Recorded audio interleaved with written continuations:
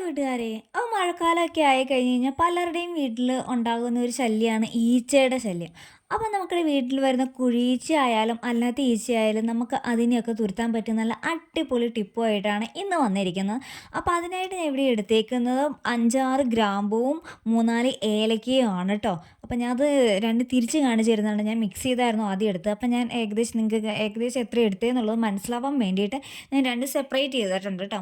അപ്പോൾ ഈ ഒരു ക്വാണ്ടിറ്റിയിൽ എടുത്താൽ മതി. ഒരുപാടുണ്ട്, ഒരുപാട് ഈച്ചയാണ്, ഒരു രക്ഷയില്ലാത്ത ഈച്ചയാണ് എന്നുണ്ടെങ്കിൽ നമുക്ക് ഈ ഗ്രാമ്പൂവും ഏലക്കായും ഒക്കെ കുറച്ചുകൂടെ കൂടുതൽ ഒരു ഇതിൻ്റെ ഇരട്ടി എന്നോണം ക്വാണ്ടിറ്റിയിൽ എടുക്കാം കേട്ടോ.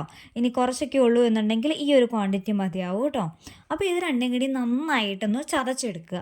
ചതച്ചെടുത്തതിന് ശേഷം ഞാൻ ഒരു അര ഗ്ലാസ് വെള്ളത്തിൽ എന്നോണം നന്നായിട്ട് തിളപ്പിച്ചെടുത്തിട്ടുണ്ട് കേട്ടോ. ഇത് കണ്ടോ, തിളപ്പിച്ച് കഴിഞ്ഞപ്പോഴത്തേക്കും അതിൻ്റെ കളറൊക്കെ ഒരു ലൈറ്റ് യെല്ലോ കളർ പോലെ ആയിട്ടുണ്ട് കേട്ടോ.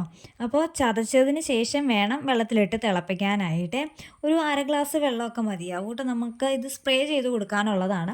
അപ്പോൾ അതുകൊണ്ട് തന്നെ അര ഗ്ലാസ് മതിയാകും കേട്ടോ. അപ്പോൾ അതിന് ശേഷം നമ്മൾ ഇതിലേക്ക് ഇനി ചേർത്ത് കൊടുക്കുന്ന ഒരു 2 ടേബിൾ സ്പൂൺ എന്നോണം വിനാഗിരി ഇല്ലേ, നോർമൽ വിനാഗിരി നമ്മൾ ഇതിലേക്കൊന്ന് ഒഴിച്ച് കൊടുക്കുന്നുണ്ട് കേട്ടോ. അപ്പോൾ നമ്മൾ വിനാഗിരി എടുക്കുന്നത് സാധാ വിനാഗിരിയാണ്. നമ്മൾ വീട്ടിലൊക്കെ അച്ചാറൊക്കെ ഉണ്ടാക്കാൻ നേരത്തെ ഉപയോഗിക്കുന്ന അതേ വിനാഗിരി തന്നെയാണ് കേട്ടോ യൂസ് ചെയ്യുന്നത്. അത് ഒരു 2 ടേബിൾ സ്പൂൺ എന്നോണം നമ്മൾ ഒഴിച്ച് കൊടുക്കുന്നുണ്ട്. എന്നിട്ട് അതും കൂടി ഒഴിച്ച് കൊടുത്തതിന് ശേഷം നന്നായിട്ടൊന്ന് മിക്സ് ചെയ്ത് കൊടുക്കുക. അതിന് ശേഷം ചൂടാറിയതിന് ശേഷം നമുക്കിത് വേണമെങ്കിൽ ഒരു സ്പ്രേ ബോട്ടിലില്ലേ, സ്പ്രേ ബോട്ടിലുണ്ടെങ്കിൽ ആ സ്പ്രേ ബോട്ടിലേക്ക് ഇതൊന്ന് അരിച്ചൊഴിക്കുക. കാരണം അരിച്ചൊഴിക്കാൻ പറഞ്ഞതിൻ്റെ കാരണം നമുക്കതിലൂടെ ഇതിലെ കട്ടിയുള്ള ഈ ഗ്രാമ്പുമൊക്കെ കയറിയ പാടായിരിക്കും. അപ്പോൾ അത് കാരണം കൊണ്ട് തന്നെ അരിച്ചൊഴിക്കുകയെന്നുണ്ടെങ്കിൽ അത് നല്ല ഫ്രഷ് ആയിട്ട് ഇരുന്നോളും. അതുകൊണ്ട് ഒന്ന് അരിച്ചൊഴിക്കുക. ഇനി അതല്ല, ഇനി എല്ലാവരുടെയും വീട്ടിലും സ്പ്രേ ബോട്ടിൽ കാണുക എന്നുള്ളതൊന്നും പോസിബിൾ ആയിട്ടുള്ള കാര്യമൊന്നും അല്ലല്ലോ.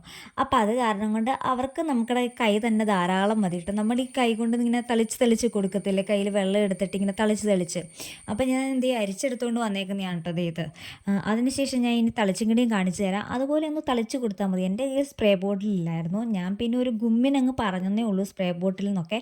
അപ്പോൾ ഉള്ളവർ അതിൽ സ്പ്രേ ചെയ്ത് കൊടുക്കുക. ഇനി ഇല്ലാത്തവർ ഞാൻ ഈ കാണിക്കുന്ന പോലെ ഇങ്ങനെ ജസ്റ്റ് ഒന്ന് ഈച്ച വരുന്ന ഭാഗത്ത് ഇതുപോലൊന്ന് തളിച്ച് കൊടുത്താൽ മാത്രം മതി. ഈച്ച പിന്നെ ആ പരിസരത്തുണ്ടാവില്ല കേട്ടോ. അപ്പോൾ ഇന്നത്തെ വീഡിയോ എന്ന് പറയുന്നത് ഇത്രയേ ഉള്ളൂ കേട്ടോ. വളരെ എളുപ്പം നമ്മുടെ വീട്ടിലുള്ള ഐറ്റംസ് വെച്ച് ചെയ്തെടുക്കാൻ പറ്റിയ നല്ല അടിപൊളി ടിപ്പാണ്. അപ്പോൾ ഈ ശല്യം കാരണം ബുദ്ധിമുട്ടുന്ന ഏതെങ്കിലും കൂട്ടുകാരുണ്ട് എന്നുണ്ടെങ്കിൽ ഇതൊന്ന് ട്രൈ ചെയ്ത് നോക്കൂ കേട്ടോ. ഇനി നിങ്ങളുടെ ഏതെങ്കിലും കൂട്ടുകാർക്ക് ഇങ്ങനെയുള്ള ബുദ്ധിമുട്ടുണ്ട് എന്ന് നിങ്ങളോട് ഫോണിൽ കൂടെയൊക്കെ സംസാരിച്ചുകൊണ്ടിരിക്കുമ്പോൾ ഷെയർ ചെയ്തിട്ടുണ്ടെങ്കിൽ അവർക്കും ഒന്ന് ഷെയർ ചെയ്ത് തന്നെ കൊടുക്കുക നമ്മുടെ വീഡിയോ കേട്ടോ. അപ്പോൾ ഇന്നത്തെ വീഡിയോ നിങ്ങൾക്ക് ഇഷ്ടമായി കഴിഞ്ഞ് കഴിഞ്ഞാൽ ലൈക്ക് ചെയ്യാനും ഷെയർ ചെയ്യാനും സബ്സ്ക്രൈബ് ചെയ്യാനും മറക്കരുതേ. അപ്പോൾ മറ്റൊരു അടിപൊളി വീഡിയോയെ നമുക്ക് വീണ്ടും കാണാം. അതുവരേക്കും ടാറ്റാ, ബൈ.